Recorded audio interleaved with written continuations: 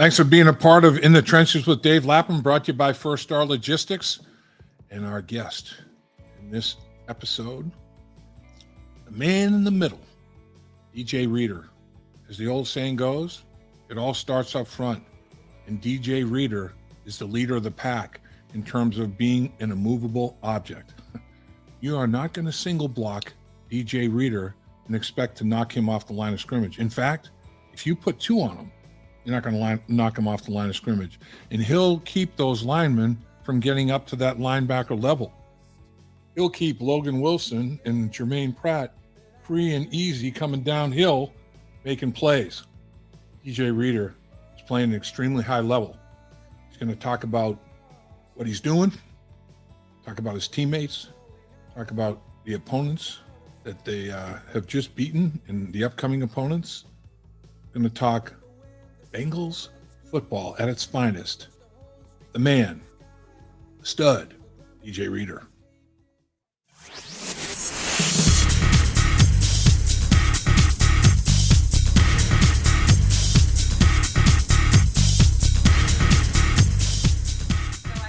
Thanks for being part of In the Trenches with Dave Lapham, brought to you by First Star Logistics. And as always, we are coming to you from our outstanding studios provided by First Star Logistics.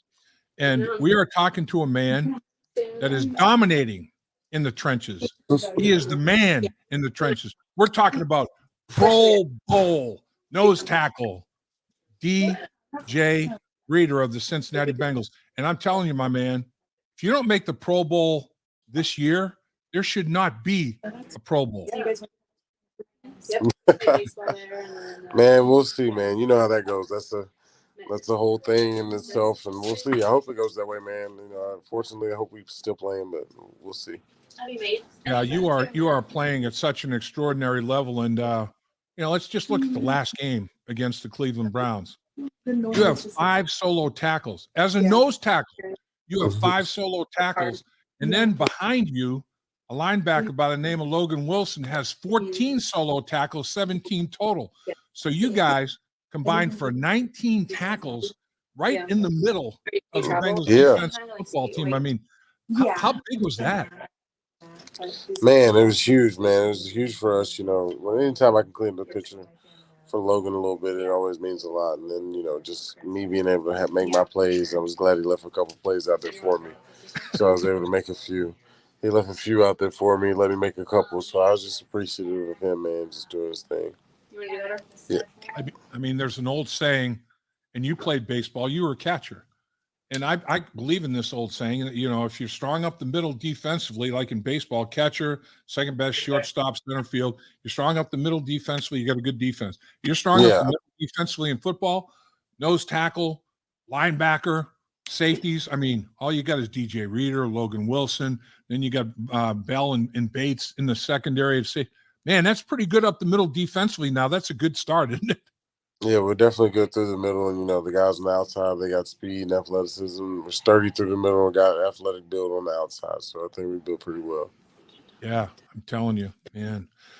So, DJ, in 3 weeks, you shut down the King, Henry and Chubb in a 3-week time frame. They combine for 72 yards.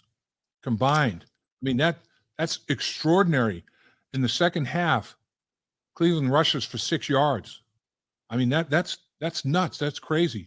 What was the key to slamming those 2 running games down like that? How did you stop that engine? How did you stop those guys at the position? They're amongst the best. They both had 1,000 yards rushing coming into those games. I think everybody's just, pretty committed to the run game. I think that's really what it is. We want to make every team one-dimensional.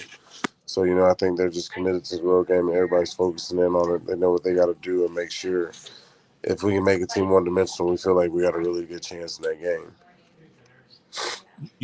It's amazing the difference in the numbers when you're in the football game and when you're not. It's over a yard per carry differential. When you're in the game, the Bengals are second in the NFL in rushing yards per attempt, number 2 in the entire league. And when you're not, it's far from that. And I'm not saying that it's just one guy, but you are a huge difference. I mean, you knock them back, you invert that line of scrimmage. I mean, it's a different thing to watch when DJ Reader's in the football game. What's your mindset when you line up? What are you looking at? What are you looking for? Are you looking at what kind of pressure the center's putting on the ball to see if it's a run or a pass? Are you looking at stances out of the other line? Are you looking in the backfield for tips? What are you looking at when you line up, man? Typically looking at formation and then kind of getting a feel, gauging a feel for what I feel like is coming in that formation. Then it all comes down to like really the tip and the pad of the offensive lineman for me. If I feel any reach blocks, I feel like those blocks are easier for me to defeat. Reaches and bases, I'm kind of locked and loaded for those. And then if I feel like he's stepping away, then that's really when I got to do a lot of my catch up time. But reaches and bases, I feel like you got to have two blocks in your chamber you can defeat. And if I feel like if you reach me or you base me, I can win that battle most of the time. No doubt. I mean, if people try to single block you, they're crazy. I mean, the eye in the sky don't lie. Watch the tape. They can't. You can't be blocked single block. I mean, you just can't. It's. But it doesn't surprise me though that when you say you're looking at formations because this football team, not only a gifted football team physically, but man, you got a lot of smart football players now. I mean, this team has a lot of guys with a tremendous football IQ, including yourself, in film study and the preparation part of it. And out of this formation, they do this percentage, and they do that. These are the two things I'm going to be looking for. That's big, isn't it? Yeah, it's huge. It's a testament to coaches and the guys. We see a lot of looks during just on film during the week, and I think guys hone on to those looks and make sure that we understand what comes up in certain formations and what comes up in certain circumstances. We do a good job of playing like scenario football and just knowing what situations are coming up and being ready for them. Guys are always ready in those big moments. I think guys thrive off making those plays. As a former lineman myself, I remember Yeah. when we had a guy like Tim Crumry or a defensive line, a pro like Mike Reed way back in the day, a Pro Bowl, player like yourself that we had to Mm-hmm. practice against. And I'm like, man, practice is harder than the game. I mean, the games are a vacation, man. The games are easy street. It's like, man, during the week, you're trying to sharpen yourself against iron, man, trying to be iron, sharpening iron. And I really think that the Bengals offensive line over a period of time on task, practicing against yourself and BJ and other guys, the inside. I mean, I think Karras and Volson are really finishing blocks big time because they have to in practice. I mean, you guys set such good habits, the way you practice against each other. Yeah, I think during the camp period, we did a great job of just going at it. Everybody was competitive the whole period. We came out Yeah. of there fairly healthy, but it was a really, really competitive camp. And I saw a lot of improvement from not only just the first game, just those guys understand. They work really hard together, though. Cordell's one of the hardest working rookies I've ever seen in my life. Really. Uh, and the other guys, they lead him along and they're there. And he spends a lot of time at the facility just understanding that, you know, he's maximized his opportunity. It's about ball, and that's what he cares about. And they all do a great job of being in the building, understanding, working hard together, and doing a better job of gelling. Yeah, you're right. It's like, as an offensive line, you want to be five playing as one. Yeah. As a defensive line, you guys want to be, gelling and playing off each other's strengths and everything too. And Mm-hmm. the thing that's noticeable about your defensive line, everybody gives full effort every snap.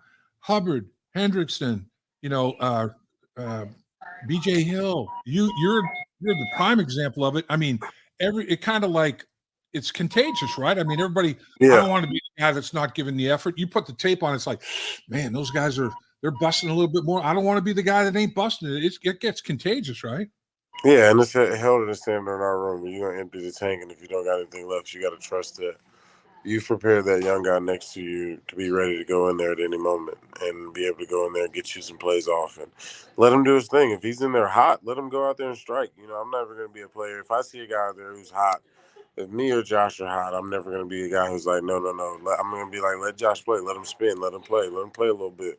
Go around, get his body warm. There might be series that I may feel good. I'm going to let Josh go in or I'm gonna tell them to mix up the lineups. If I see something that I feel like's not working, I'll be like, all right, well, Josh, you going with BJ, I'll go in with Zach when y'all get tired. That way, just to mix things up, because we got to be able to trust a lot of people in these moments. And there's a lot of guys on our team that get to play, and we got to be able to trust them in those big moments. So we got full confidence in them. That paid dividends. That mindset you're talking about in your absence. I mean, you have the knee injury in your absence. Defense played very well. Yeah, It's a much better defense with you playing. There's no doubt about that. But it still did play very well, and that's a testament to, like you said, everybody next man up, everybody being ready to expand their role and step right in there. By the way, how's the knee doing? Is everything good there? doing good. Everything's good. Got a lift in today. Everything's good. Feels great. So I got no complaints out of it. It's holding up pretty fine. I feel like in the run game, so I feel good. Yeah, man, you're an immovable object, man. Nobody's knocking DJ Reader back. That ain't happening. It's just not going to happen. There's no way. But talk about how you guys have. There's been not only in the defensive line, but in the secondary at the wide receiver position. Other people have had to, hold down the fort. You lose a guy like Jamar Chase for a good bit of time. Go Mm-hmm. 3-1 in the 4 games without him, and just this past game, a couple of receivers, Higgins and Boyd can't go, and the two Trents, Trenton Irwin and Trent Taylor step up and make plays. It's happened at every position. What is it about this football team that everybody trusts each other to be ready and know where you're supposed to be when you're supposed to be there, man? Yeah, I think it's a testament to just the guys just really locking in on what we do. We got a lot of guys who play scout team and who are backups, and they're really really good at what they do. They do a great job at doing their routine and just being ready when they have to get called upon. And that means a lot. A guy like Trent Taylor, he's a third round pick, or wherever he was in San Fran. He's a guy who's played a lot of ball. Right. Trent, and he's played a lot of ball, and just understanding it. And when guys go down, I feel like they always feel like they can step up and get in there and get open. We see him get open in practice, so it doesn't surprise us. We watch them cook people, Stanley, all those guys. I mean, we have the utmost confidence in them to get open, especially on other teams. Shoot, they get open on us all the time, and they might make us look silly on a card that we know is coming. They still somehow figure out a way to get open. So it doesn't surprise us, man. Trent Irwin got the coldest releases in the league. He's a great target every time. I was so happy to see him get that tutty on that flea flicker.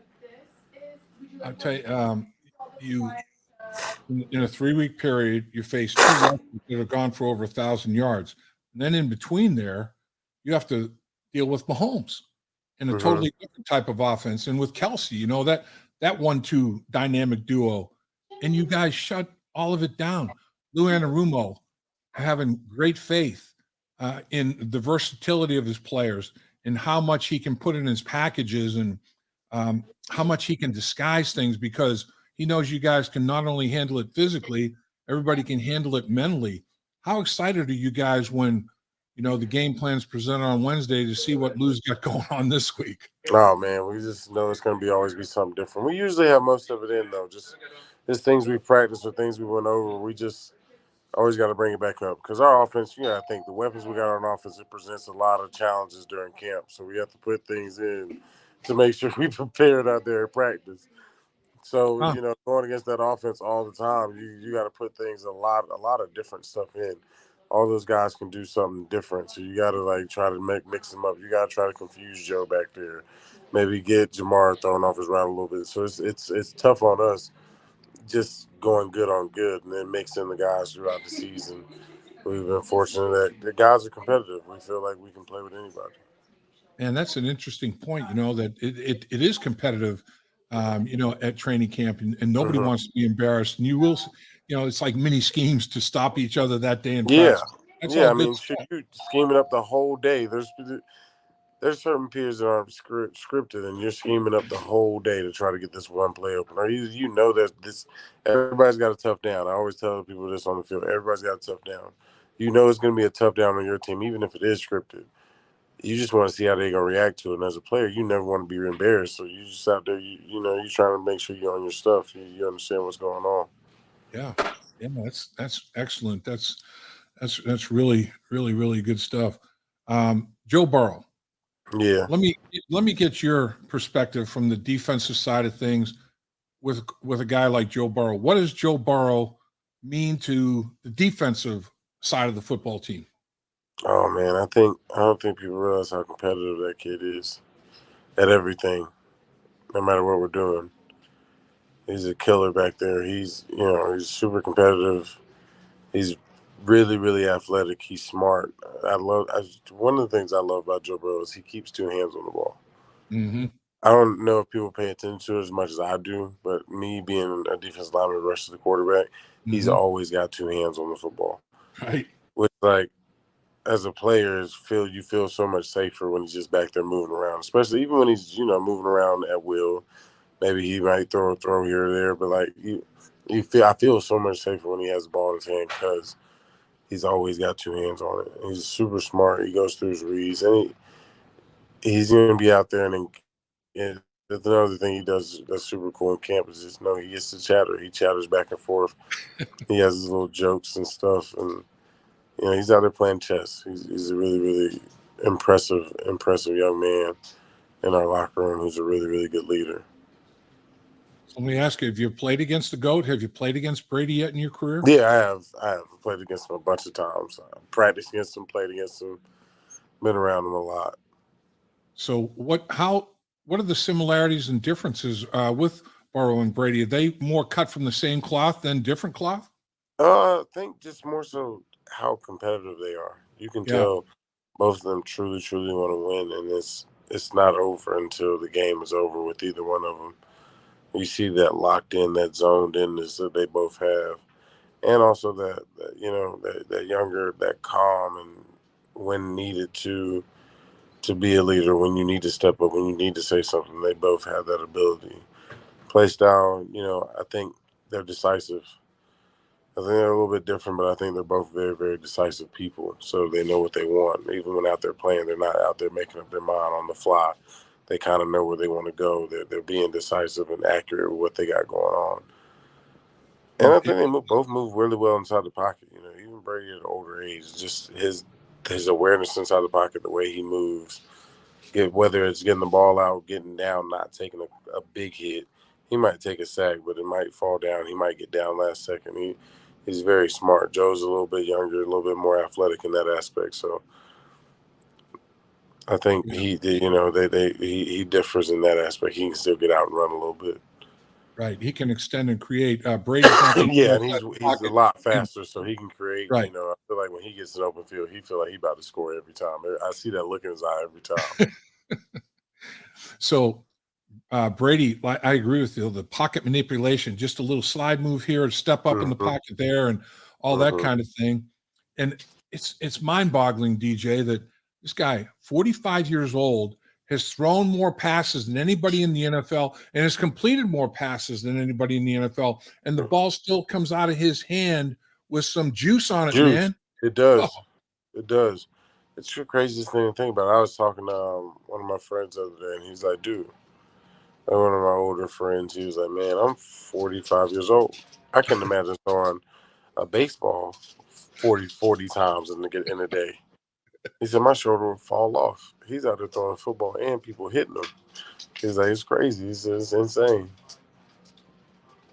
when you look at it, it's like 45 years old, has been in the league for 23 years. He's been in the Mm-hmm. league longer than rookies have been on earth. I mean, Yeah. a lot of rookies in the NFL in this year weren't born. I mean, Cam Taylor-Britt probably wasn't born when Tom Brady broke into the National Football League. When you think about that, that's psycho, man. That's crazy. Yeah, he's out there playing a long time, at a high level for a long time as Yeah. well.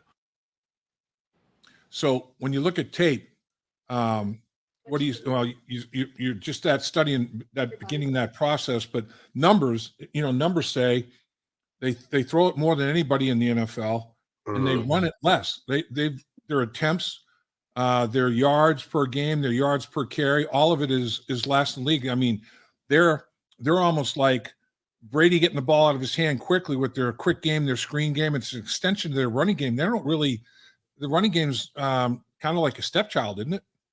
Yeah, I think it'll be a little bit different. But I think he still wants to run the ball. So we'll see. They're going to check it and make sure and go through all the checks. But he's still out there being Brady, man. He's still out there slinging it around, and he's got some weapons, and we'll have to make sure we check those, and hopefully our offense has another great day. Honestly, that's what it looks like.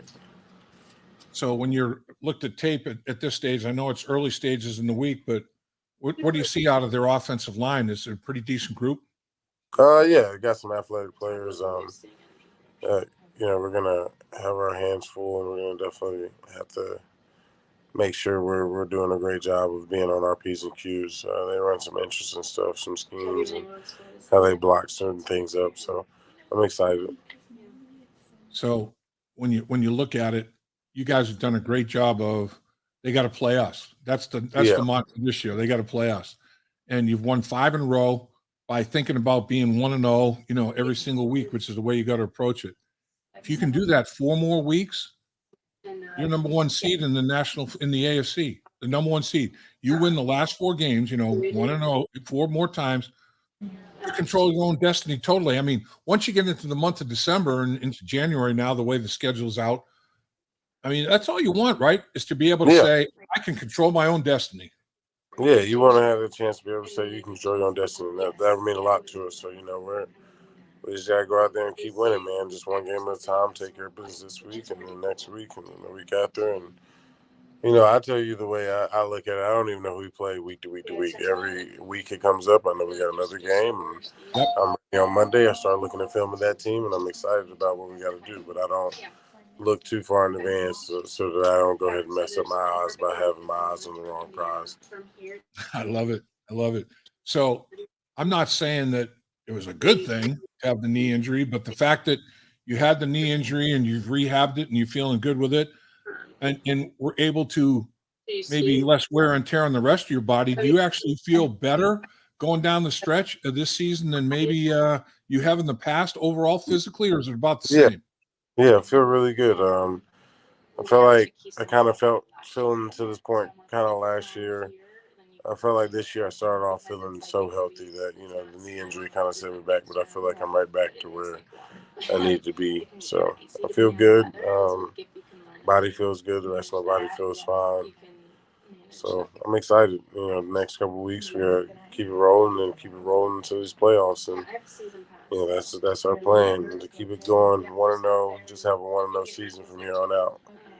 I hear you, man. Last year, after 13 games, team was 7-6. Caught fire, playoffs, go to Super Bowl 56. This year, Mm-hmm. 9-4. I mean, I guess from a media standpoint, the media part of me is like, oh man, you go back and it's like 8 points away from being 12-1 right now. I Mm-hmm. mean, but you can't go back, and the offensive line obviously is gotten cohesive and they're in a rhythm. And Joe Burrow's much healthier than he was at the beginning of the season. It looks to me really like this football team is looking very similar in this December as to what you looked like last December. Do you guys feel that way? Yeah, we feel good. You can't live off last year's success, but we feel good as a team. Guys are generally pretty healthy, and so we feel like we got our best foot forward going, and we just got to keep earning every week, keep going there, working hard, and making sure we do what we do, and understand that we got to go out there and win. We can control our destiny with everything that we need right in front of us. Your defensive line room with Coach Hobby, and this I can say this about the whole football team. This football team has as many good people as I've seen on a single football team. The locker room Yeah. is extraordinary. Each position group has multiple leaders. I mean, it's incredible. What's your defensive line room like with Coach Hobby? Oh man, it's it's serious. It's a really work room that I try to keep pretty lighthearted in there. I'm always the one usually making a joke or cracking around. But it's pretty a tight knit group though. Everybody Yeah. cares about each other. We feel like we can all call each other out. We talk. The young guys don't feel like they don't have a voice in that room. We keep them in check, but they still definitely feel like they have a voice, and we're all there to help them. We just take pride in just being close, and he takes pride in teaching us. He's a really good teacher, man. One of the best at just breaking down the game so that people understand what he exactly wants from you as a coach, like what he wants, and so that means a lot to us as a group. That we always know he's trying to help us in the best way possible. It's never any shade. It's never him just hating on anything. It's none of that. It's everything he says is real. It's 100%. It's not to have a best interest in what he has going on. It's for the best interest of the team every time. EJ, I can't thank you enough for carving time on an off day. You got a lot of work getting ready now for the Tampa Bay Buccaneers, and man, you're having one hell of a season. There's no doubt. I'll be your campaign manager for Pro Bowl. I mean, it's ridiculous if you don't get there. I mean, you're playing at that kind of level, man. And I'll start making travel arrangements for your friends and family. They big on sacks, man. I don't got any this year. Maybe I don't have any this year. I got to get to the quarterback. I got to figure out a way in these next coming weeks to get back there. You know what? It'd be a good week. Get a sack on the go. Yeah. That'll get you some pub. Dave Lapham here, and every day I am grateful for my experience to have played professional football. As a player, I realize self-motivation, leadership, and appreciating your teammates are key. At First Star Logistics, you can use those same attributes to create the life you want for you and your family. Build your future by working hard like I did. You'll see results both on and off the field. Call First Star Logistics today and be part of our winning team. Opportunity knocking.